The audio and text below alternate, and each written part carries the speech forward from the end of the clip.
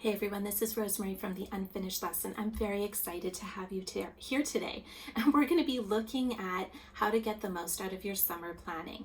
It's a time when a lot of us try to get ahead before the craziness of the new school year starts. I know I like to make sure there's a few things off my plate, and a lot of you have told me that you like the same thing. But we need to focus on needs versus wants. So what is a need and what is a want? It might feel like that's something that should be really easy, but it's not. It takes a while sometimes to figure those out. A need is going to be something that sets up you, your clients, and your students for success.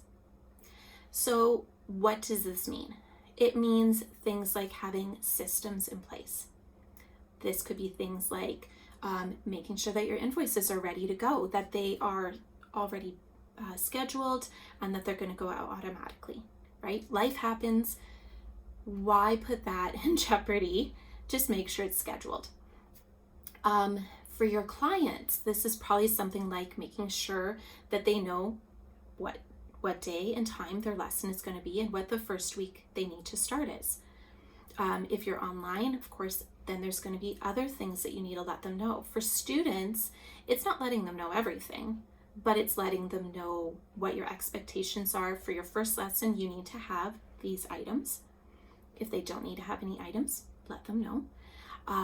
If you use online storage, so I like using Google Drive, but some teachers like Tanara and other options, making sure that there's, say, a video that walks them through how to get through or get into their profile and get that information.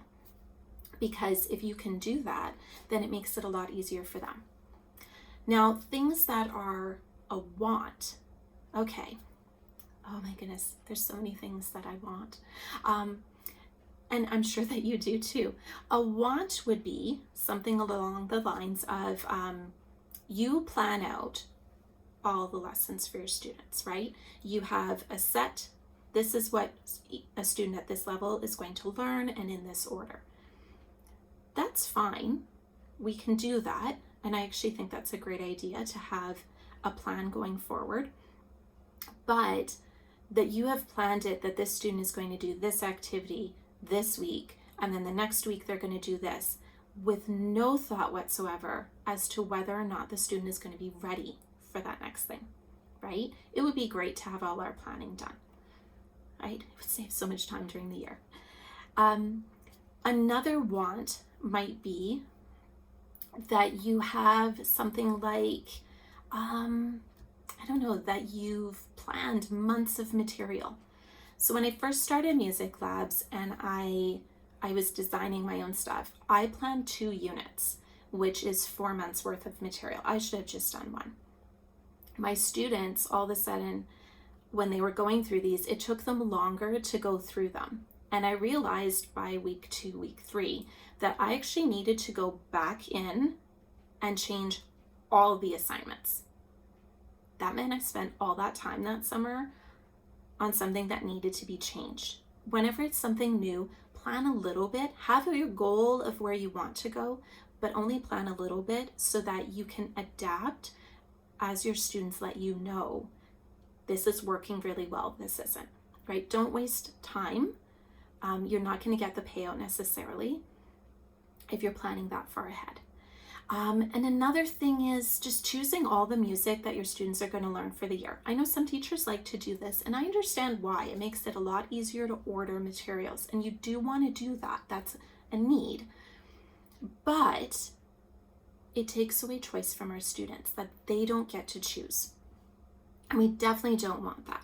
We want to give them as much choice as possible. So when you're ordering, maybe it's not so much about a particular student as it is, I think that students at this level will probably want these things, okay? So here's what I would like you to do. Just honestly look at what needs to be done and just leave the rest. Enjoy your summer. Don't spend the whole time working. I mean, I know it's hard, right? We love what we do, but I want you to just figure out what needs to be done. And that's actually what I'd like you to do before you go on with the rest of your day. Write down what absolutely needs to be done, and then just leave the rest. And then I'm going to see you back here tomorrow.